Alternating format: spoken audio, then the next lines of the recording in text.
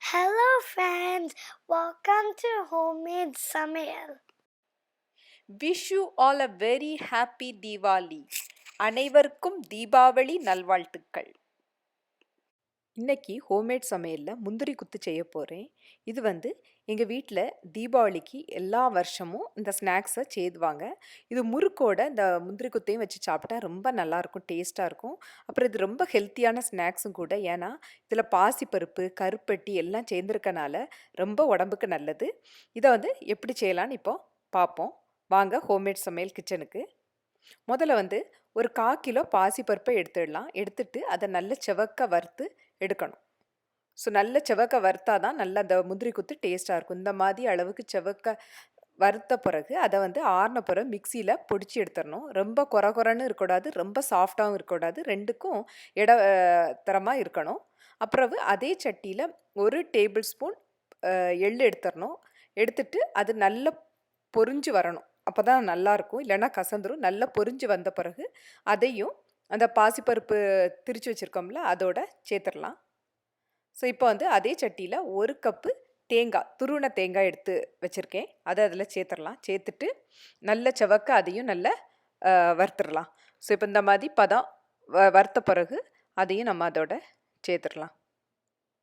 So இப்போது பாசிப்பருப்பு, எள்ளு, அப்புறம் தேங்காய் எல்லாம் ரெடி ஆகிட்டு இதோட ஒரு 1/2 டீஸ்பூன் சுக்கு பொடியும் 1/2 டீஸ்பூன் ஏலக்காய் பொடியும் சேர்த்துடணும். ஸோ இப்போ எல்லாத்தையும் சேர்த்து நம்ம ரெடி பண்ணி வச்சாச்சு. இனி அடுத்து கருப்பட்டி பாகு பண்ணுறதை ரெடி பண்ணிடலாம். இப்போ அப்புறம் ஒரு 1/2 கப்பு தண்ணி எடுத்துடுங்க.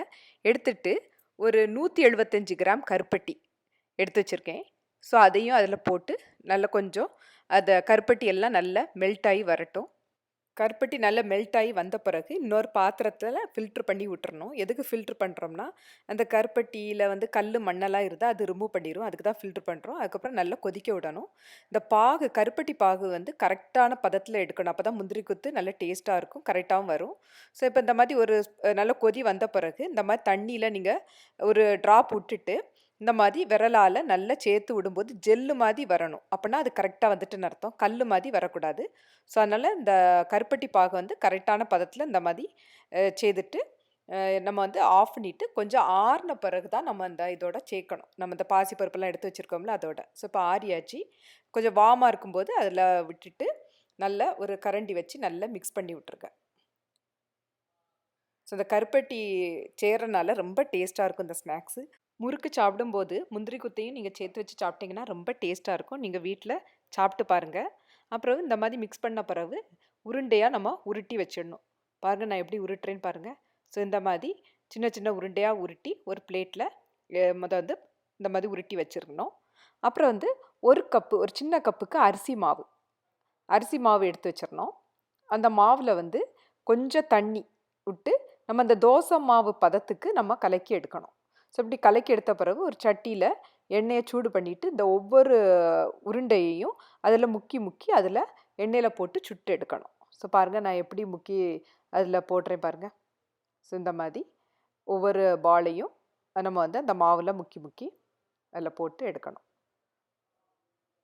ஸோ இது நல்லா இந்த மாதிரி நல்ல அந்த எண்ணெய் பபிள்ஸ் குறையுது வரைக்கும் நம்ம வேக வைக்கணும். ஸோ கொஞ்சம் வெந்த பிறகு நம்ம பாதி வெந்த பிறகு திருப்பி போட்டுடலாம். ஸோ திருப்பி போட்டு இந்த மாதிரி நீங்கள் வீட்டில் சுட்டு சாப்பிடுங்க, ரொம்ப நல்லாயிருக்கும்.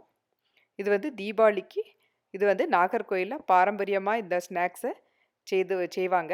ஸோ அதனால் உங்களுக்கும் இந்த ஸ்நாக்ஸு எப்படி செய்து காட்டணும்னு எனக்கு ஆசை. அதனால தான் நான் இந்த வீடியோவை இன்றைக்கி அப்லோட் பண்ணியிருக்கேன் உங்களுக்கு. ஸோ பாருங்கள் எப்படி அழகாக தனித்தனியாக வந்திருக்கு பாருங்கள், சூப்பராக. தீபாவளி ஸ்நாக்ஸ் ரெடி ஆகிட்டு உங்கள் வீட்லேயும் நீங்கள் இந்த ஸ்நாக்ஸை செய்து பாருங்கள். செய்து பார்த்துட்டு எப்படி வந்துன்னு கமெண்ட்டில் போடுங்க. இன்னொரு நல்ல ரெசிபியோட உங்களை அடுத்த வீடியோவில் சந்திக்கிறேன். நன்றி, வணக்கம்.